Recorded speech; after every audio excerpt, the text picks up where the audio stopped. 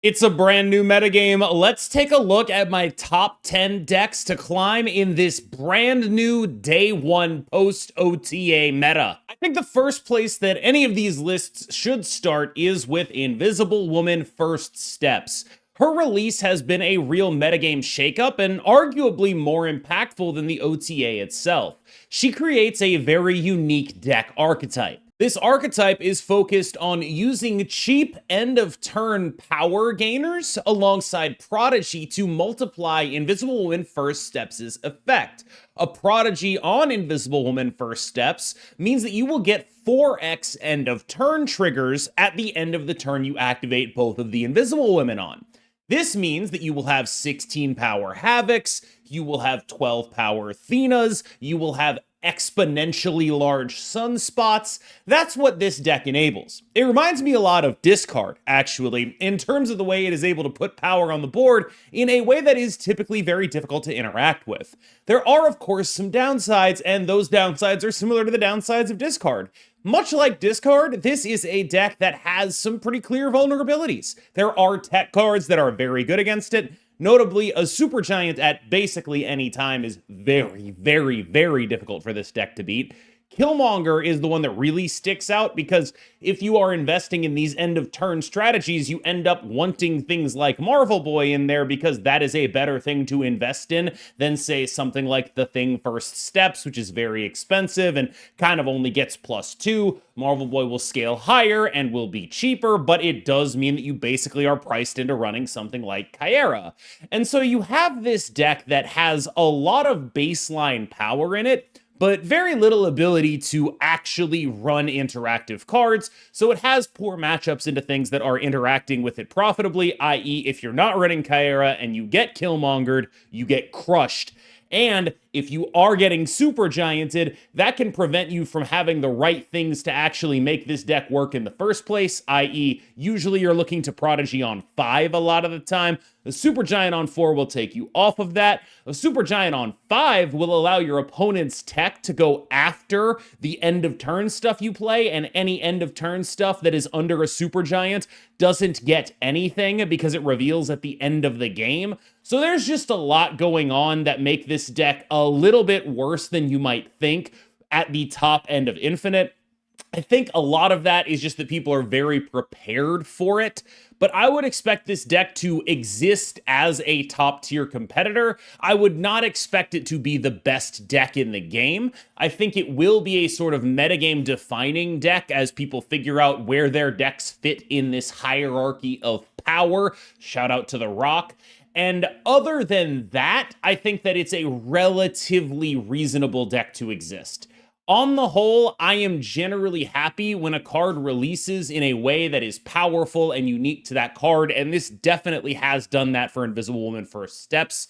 I will say that I don't think of this deck as nearly as big a problem as other people do, because A, there are things that work meaningfully well against it. There are notable weaknesses in here. It is a powerful strategy to put points on the board, but it is only ever really putting points on the board and protecting those points. So if you are able to make more points than it or to interact with it profitably, they end up in very awkward spots. It is still quite powerful, but it's powerful in the way something like Discard is or was when Bullseye first came out, and we all know how that story ended. I think this is a very solid, really good deck right now. I would not describe it as anything other than tier 1, but I don't think it is the be-all end-all of this metagame. It's just, you must be this tall to ride. Victoria Hand is the package that I think the Invisible Woman stuff compares a little bit unfavorably to. And I say this largely because if you're doing this Invisible Woman stuff, you are investing your whole deck in it. It's not a deck that gets to play tech cards. And then you go look at Victoria Hand, and it can play like 3 or 4 tech cards, and suddenly you see like, okay, you might have a little bit more in the way of points if you're going to be fully in on doubling Invisible Woman, but it's not that much more, and you have to invest far, far more in the Invisible Woman package than you do in a Victoria hand package. And that's sort of where this starts to break down, because you end up with a deck in Victoria hand that has similar point output. Like, I have had the nut draw with the Invisible Woman deck and lost to Victoria hand. I have had the nut draw with the Victoria hand deck and lost to Invisible Woman. The power output on the nut draws is not actually that far off from each other, but one of these decks gets to meaningfully interact with the other, and that's a really big deal. A lot of the Invisible Woman decks are not playing Kyera right now. And as long as they're not playing Kyera right now, killmongering them is such an easy way to win. The card is phenomenal right now. You will be getting massive sunspots or preventing massive sunspots. The decks are playing Black Cat. The decks are playing Hydra Bob. These are all cards that are going to get buffed. If they're not playing Kyera, you will just run them over. It doesn't matter how many Invisible Women they have if their 1-drops aren't on the board, especially if they're investing in those 1-drops late in the game, and you have a fairly potent points plan of your own. Remember, it's not just that Killmonger carries here, it's also that you have your own version of the Invisible Woman copying stuff in your Victoria hand copying stuff. This is really strong. And so it's also a similar amount of point output with a greater ability to interact. So baseline, I think a deck like this is much more likely to end up being the best deck in the game than any of the Invisible Woman stuff, because it can actually profitably interact while still doing similar numbers of points. Maybe a little less, but not enough less that the interaction isn't worth it. Alt build here that I had a little fun with. I know people are finally getting around to figuring out whether they want Mole Man or Mad Thinker. I think it's pretty clear that, especially after the buff, Mole Man is a much more playable card, and if you want to mess around with it, I think this is a very solid way to do so.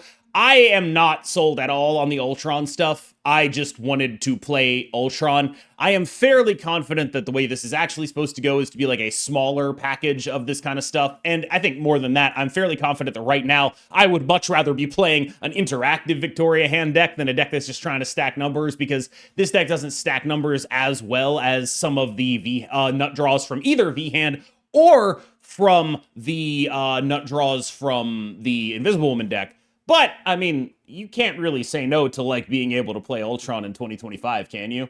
I don't think you can. The deck is built around the interaction between Mole Man and Demon being cards that are affected by both Patriot and, of course, Victoria hand. This allows you to be a powerful deck in the world where you are able to double either one of those because it is giving +4 to those. That's pretty much the idea here. Mole Man himself is pretty solid. I don't hate him, and the other reason to have Ultron in here is because sometimes it gives you the ability to have the Mole Man create demons, and he is quite good when he burns an Ultron and gives you some 1/6s. It's a very powerful thing to be doing, but I generally don't want to be in the space that this deck is pushing me into in a world where people are playing a pretty decent amount of Killmongers in order to counter other decks playing 1-drops. This is a very 1-drop heavy deck. It is cool, and I enjoyed it, and I had a successful day with it, but I don't think it's like a long-term success. So far, this has been my most successful deck, and it's just pure slop. This is just like Buffslop, and there's a Killmonger in here, and there's a Shang-Chi in here, and there's a Fenriswolf in here, and we'll just figure it out from there. Like, it's literally just points and some interaction. There's not even like a driving ethos here. This is just like when people, I know I'm doing a gag here where every deck is like so-and-so slop. Of all the decks, this is the one that is most accurately described as slop.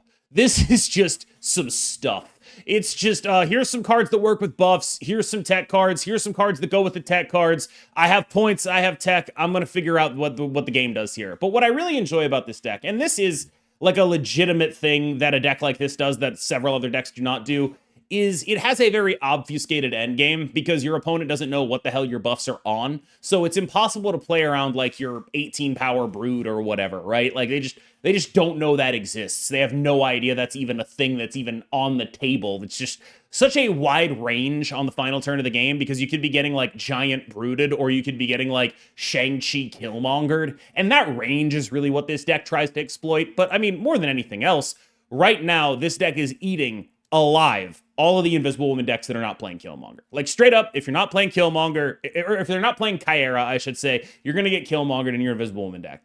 which is bad. Like, it's not a great thing, because if you're getting Killmonger in your Invisible Woman deck, you are left with just Thena and Havoc. And if you have just Thena and Havoc, I mean, like, that's a decent amount of points, right? Like, you get X4 on the Havoc, it's 16 power. You get X4 on the Thena, it's 12 power. But, like, that's a beatable number of points. Like, you can play your giant Havoc, and I'll play a giant Brood, and I think a decent amount of the time, the Brood's going to come out on top, depending on how many buffs it has, right?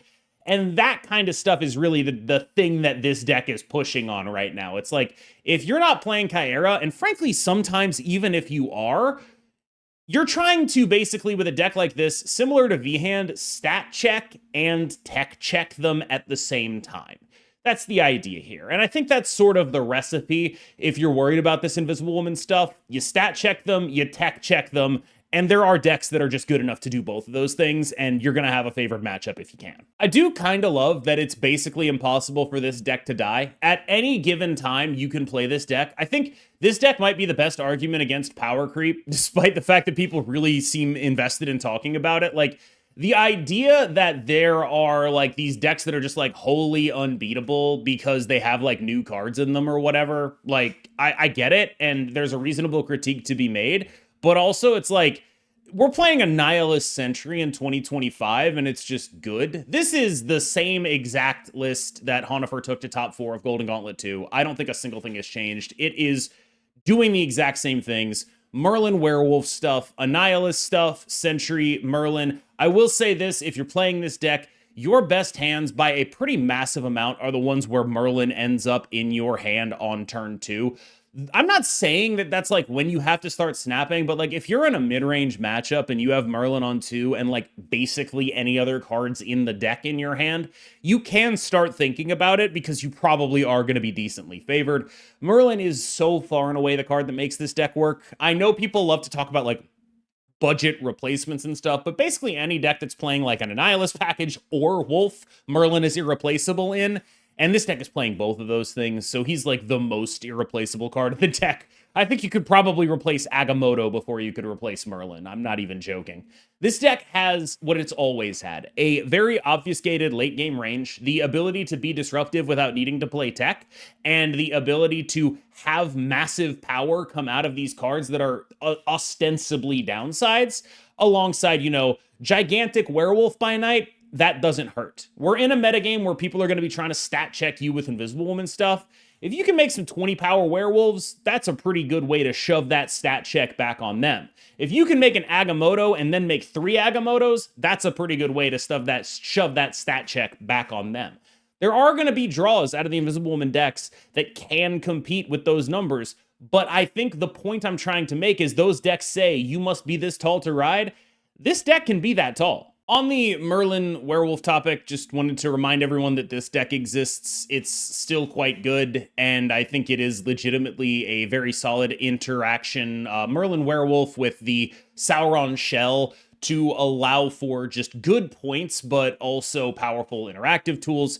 This one is a little bit iffier into the pure stat check draws of an Invisible Woman deck. Like, there are things that can get you here, but one of the things about Invisible Woman is she very often wants to go in her own lane. She wants to be the first card in a lane so that then they can play one card next to her and then Prodigy behind her, which this play pattern makes her uniquely vulnerable to things like Red Guardian a lot of the time if you're able to get early priority. And that can do a lot of work in these matchups if they are careless enough to leave a Havoc or a Thena out there. Not usually going to be careless enough to do that, but you can hit that with Red Guardian. I think Red Guardian is a tech card that I actually really enjoy in, not necessarily like it's always going to win me the Invisible Woman matchups, but it's one of the few cards that can plausibly do something about that. A lot of the power of the Invisible Woman decks is that they are not able to be traditionally tech carded because this stuff happens at the end of the turn. And that is it's a good thing to be. It's a similar dynamic to discard where like these activates happen at the end and you're like, oh man, that happened and they threw priority and I don't get to do anything. Similar dynamic where it's just like a bunch of power on the final turn of the game. You can't really do anything about it with tech, but you can prevent it from happening by interacting with the onboard activates. And that is something only Red Guardian can really do right now. Supergiant's just good. Like, there's really not anything else to say about how good she is. There's a bunch of reasons why she's good. Hide a Killmonger for the final turn of the game. Hide a Shadow King for the final turn of the game. And keep in mind, end of game means they happen after end of turn. So if you Supergiant on 5, your Shadow King is going to hit that Havoc. Your Shadow King is going to hit that Sunspot. Your Shadow King is going to hit that Thena, because those happen at the end of the turn, and Shadow King will happen at the end of the game. So you can do stuff like play this and then have a turn 6 that is actually having your stuff hit their stuff, right? And if you do Supergiant on 5, all of their end of turn cards don't reveal until the end of the game. So if they were counting on playing a Havoc on the last turn of the game, guess what? It doesn't actually do anything. It doesn't reveal until after the game has already ended. It gets no end of turn procs. Same for Thena. All of that play pattern that the deck does is just like hard countered by what Supergiant does. And Supergiant on 4 going into 5, very often 5 is when they are looking to do things like play Athena or play a Prodigy on the Invisible Woman, and you just blow that up too. If you want a hard counter for the Invisible Woman stuff, this is as hard as it gets. Like, this is the deck to play as long as you understand how those interactions work. End of game means that no end of turn things happen. It happens after the end of the turn. And that also means that you can then tech card the stuff that they are counting on actually working. This is a monstrous, monstrous counter right now.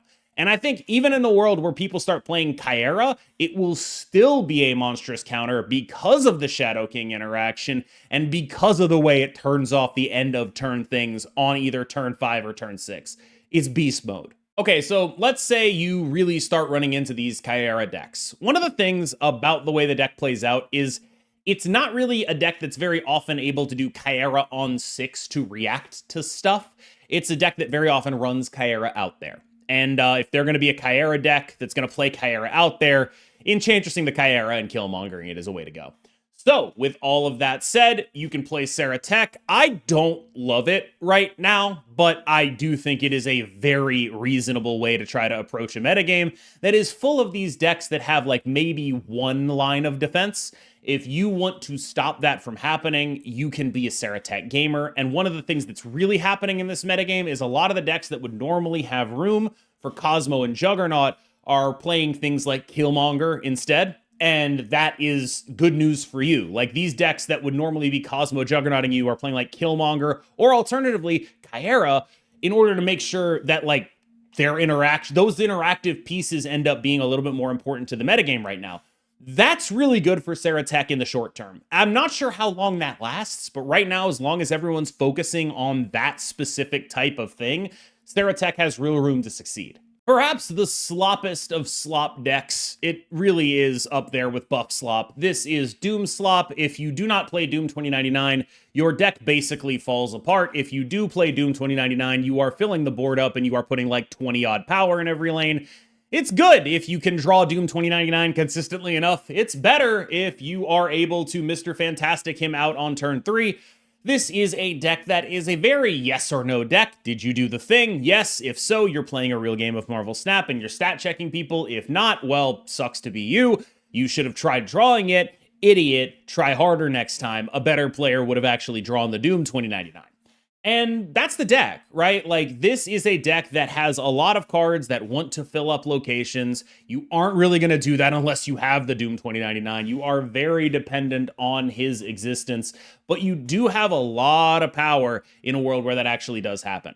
One thing I've been thinking about, though, is I'm wondering if it might be worth getting Spectrum in here, because a lot of the times I've played against this deck, it's like, okay, there's a Blue Marvel, but I don't have to worry about a Spectrum. And if I did have to worry about a Spectrum, I would have to play in different ways, because the biggest risk of your Doom 2099 game plan is you end up just like filling up the board. And so like once there's a lane that's like capped at 16 power or whatever, you kind of get screwed. Like, it's pretty hard to make it work once that happens. And so you end up with a deck that, like, while it does have a lot of power, it does screw itself over a decent amount of the time. it can still win because it has a lot of power, but it's a very sort of on-rails deck where, like, if you lose the wrong 50-50, you have a lane that has 3 things in it, a Doombot goes in there, suddenly your opponent knows basically exactly how many points can be in that lane as long as they can do math. And you do have to do math when you play this, but I more mean like the kind of math you can do on your fingers and toes if you really wanted to try, right? Like, you can count. And so that is the biggest weakness of this deck outside of when it doesn't draw Doom 2099 is that when it does draw Doom 2099, you can still get screwed over a little bit. But the baseline power here is really high. It's a really easy deck to play. And if you do lose, you can just blame bad rolls on your Doom 2099. Easy. I actually have been a little bit impressed with normal destroy in the context of Agony. I gotta tell you, if someone Agony Deadpools you, and we've already talked about the value of Killmonger in this metagame, it's honestly quite high. That said, I suspect the best thing to be doing with Agony is just slapping it in the Nimrod deck. We lost the Galacta +3 for Nimrod, and now we have the Agony +3, and that does matter. Like, I think that it is actually quite important to have ways of getting Nimrod to like 9 or so compared to 8. Like, the numbers multiply, so every little bit we can put on the Nimrod really matters. All your lose conditions are basically the same, and the card that really doesn't work with Agony is Kid Omega, but it's still a really strong thing to at least be doing in this context, in my opinion, and having those extra buffs is really important. Obviously, it's still a stat check deck, but again, we've talked about how there's less things playing Cosmo, less things playing Juggernaut. This is a deck that benefits from that. And as long as that is true and people are focusing on this Invisible Woman stuff with various Killmonger things, I think that you end up in a space that is probably pretty beneficial to being a Kid Omega Nimrod deck. All right, y'all, thank you so much for watching. As always, please remember, this is just day 1 decks. This is not a tier list, so if you don't see a deck on there, don't worry. These are just my favorite decks from day 1, not an exhaustive list. Thank you so much for watching. I've been KMBest. You have been phenomenal, and I will see you in the next one.